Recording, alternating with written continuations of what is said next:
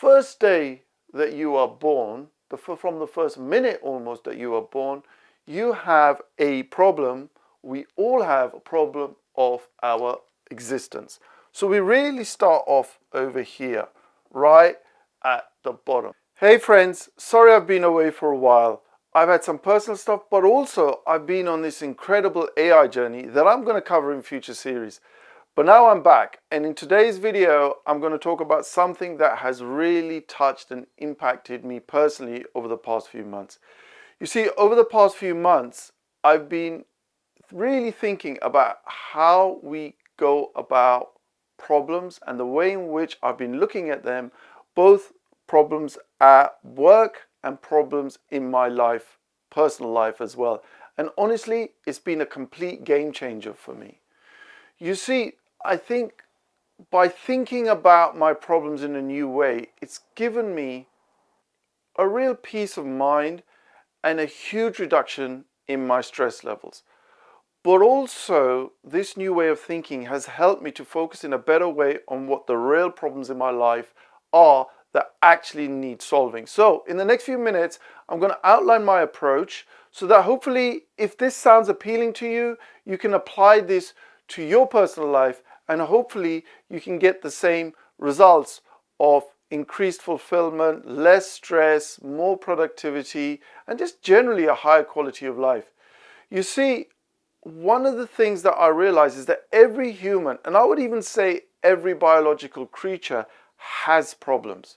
Every animal has built-in mechanisms to help it solve the problem of survival. But strangely, as humans, we intuitively wish we just didn't have any problems. If only I didn't have any problems, all of my challenges would melt away and my life would actually be amazing, probably more importantly.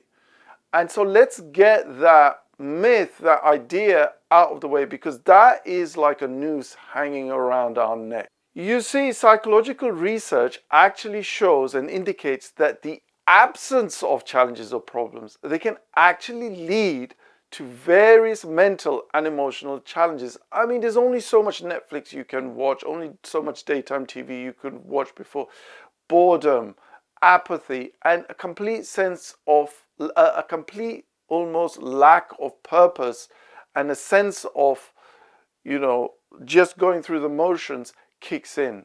A life devoid of problems obviously may seem ideal, but psychological research and even anecdotal research, if you do a quick research on Google on the people, how their lives have changed after they suddenly gained immense wealth, either through inheritance or through, for example, winning the lottery, you can see a really large majority of people, they really struggle with that newfound wealth.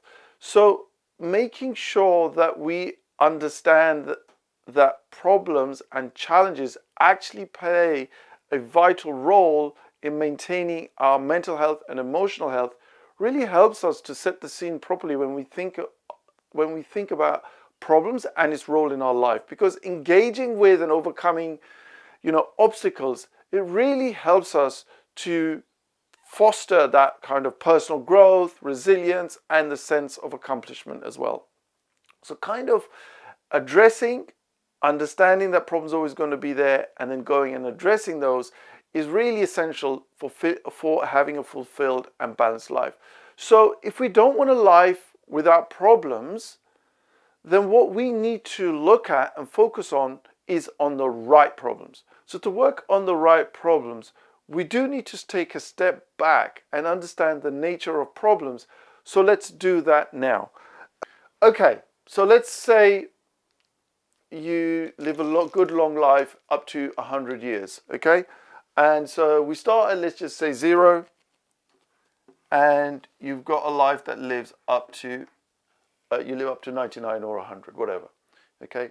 The first day that you are born, from the first minute almost that you are born, you have a problem. We all have a problem of our existence. So we really start off over here, right at the bottom. Over here you can see a chart. There's 6 stages of problem types that I've been inspired from Maslov. We'll walk through those in a few minutes. But we start off with, just trying to survive. You come into the world, the first problem the doctor tries to do is the baby breathing? Okay, if you're not breathing, they give you a slap on the butt, hopefully you start crying, open the lungs, you start breathing. Existence problem number 1 has been solved.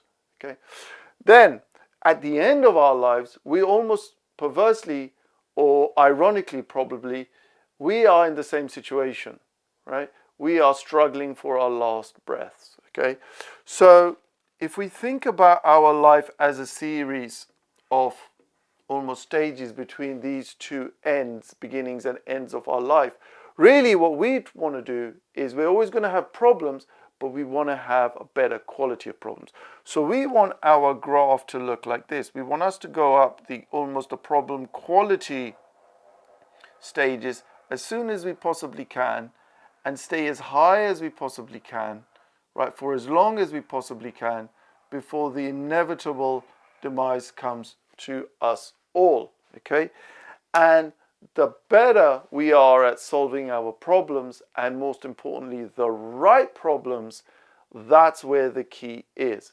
So if we buy this idea that, problems are, the cliche, problems are a sign of life, and we actually need them to be fulfilled, then the answer is really to be focusing on exactly what is the right problem at the right time.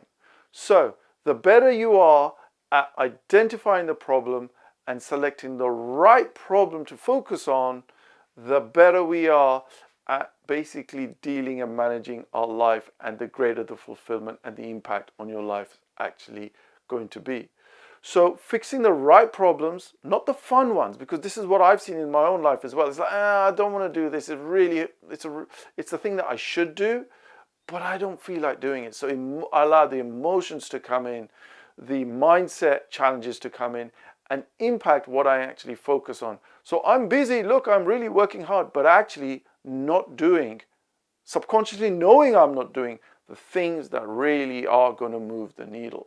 So what changed for me was this idea that I need to make sure that I'm fixing not just any old problem, but the ones that really need to be solved, okay? And so then for me to be able to do that and do that consistently, I've introduced a really simple model that I'm going to be covering with you now. So let's get to it.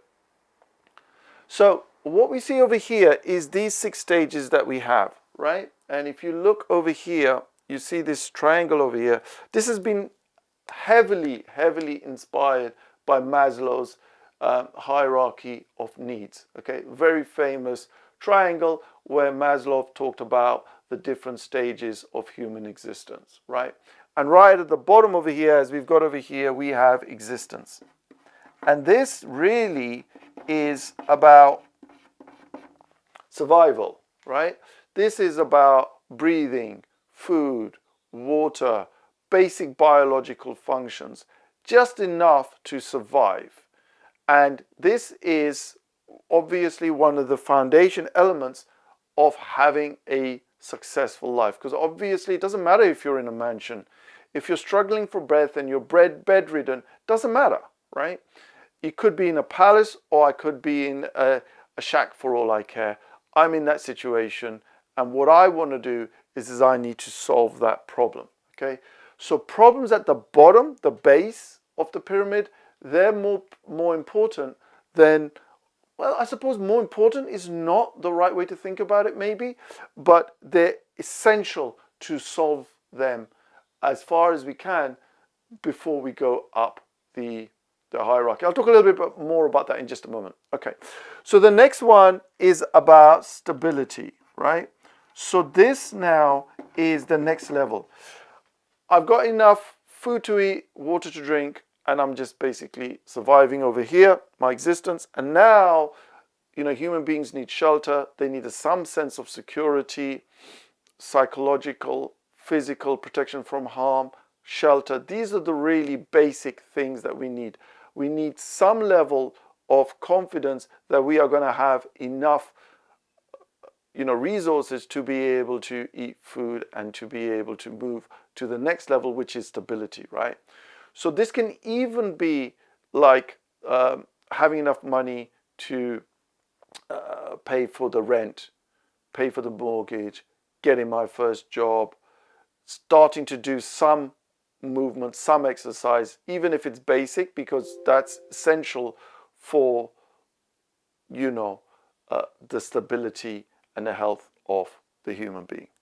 Okay, so we've covered existence, we've covered stability. Now let's move on. The next one is around social connection. And human beings, one of the most important things that we have is being able to connect and engage with one another. People, when they're in prison, one of the biggest, I suppose, punishments they get is isolation. They're put into confinement, right? And they're left alone over there, right? And that is considered to be a very big punishment, because human beings, that's one of our really important needs, is that social connection, okay? And so once we've got our basic needs done, we need love, we need family, we need connection, we need a community, we need to, have potentially a baby and raise our own family. And so these are all of the things that come over here in the next level. After that, now starts to come the higher levels, okay? Then we've got growth. This is where now I want to have, money and status, and I want to buy myself a Bugatti, so when I drive down the street, people go, wow, look at that. And, I want to get a degree so I get ahead, and I want to build a business, and I want to become a billionaire, and I want to do all these kind of different things. And so what we're looking at over here is there's a need for human beings at the upper levels to have this, once we've got the basics out of the way, to have this sense of growth and contribution and kind of fulfillment. And that basically is where this next level comes in, okay? The next level is around fulfillment, right? And this is where more of, rather than, this is perhaps more around external shows, this can be more internal, right? So this could be things like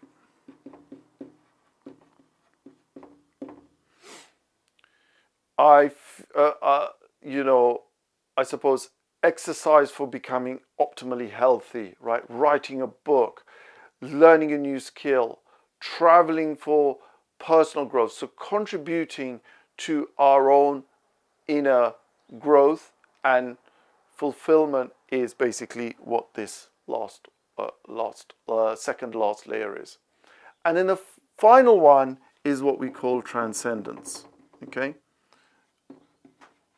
And this is where now, look, I've got all of the basics now in place, right? I'm in a pretty good position, right? By the time I get up to here, you're in a pretty good position now. Now you can go to contribute to others, right? Philanthropy and mentoring others, and your spiritual exploration, and you're thinking about leaving a legacy, and all these kind of things, these happen up over here. Okay, so if you think of this as a kind of a mental model, right? This is how I kind of look at it, is when I get a problem, any problem that I have, I say, okay, where is this on this triangle, okay? So if I got a problem, let's just say if I've got any problem down here, right? I've got a severe health problem over here that is impacting my very survival. That really is something that I should not be shrugging under the carpet. If I've got problems with my finances such to a degree that I can't even afford to have food, then that's the thing that should be taking priority, okay? I shouldn't probably be thinking about things up here, right? Now, next come things around the shelter and other things up there. So this level will get the next level of focus, and so on and so forth. So really, I'm not saying that you can't be working on things at upper levels whilst you've got problems at the lower level. But what I am saying over here is that we're constantly marketed to work on, get the Bugatti so people think you're amazing, or buy this Chanel bag, or do these other things. And people have problems over here at the lower levels, and I can say that for myself as well. You know, problems over here at the lower levels not being solved, and now I'm being distracted by the shiny objects that sit here in the upper levels. And what I find personally is when I really stop and I look and I say, okay, let me focus on the problems that exist over here and give those priority. Honestly, it's been a game changer for me. I've felt so much more confident and alive since I've been able to do this and have that kind of new focus. It's been fantastic in terms of overall, you know, just working on the things that really matter, working on the things that move the needle. And for me, that's made a huge difference. Now, if you see the kind of things that, what this has given me, this way of thinking, it's really given me, you know, to focus more on my health, to focus more on my family, and to focus on the things that really matter and that lead to and drive to fulfillment as well.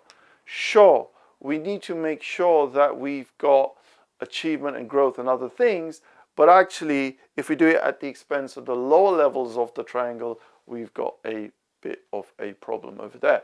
So, I hope you find that useful. It's a really powerful tool, a way of thinking as far as problems are concerned. Every quarter when I'm thinking about it, I'm thinking, what are the problems over here that I've got at the lower levels? Let's attack those first. Then every week when I am looking at my planning that I do every Sunday, I'm now thinking, right, what are the kind of things that I need to focus on? And this does play a big role in my thinking. Once you get used to it, it's going to go to the back of your mind, or I suppose to the front of your mind, as you're trying to solve those problems, but it just becomes something that is natural. So I hope you find that useful, and if you like, have a think about implementing that when it comes to planning your days and your weeks and your quarters even, and let me know how it goes in the comments. Take care and see you in the next video. Bye.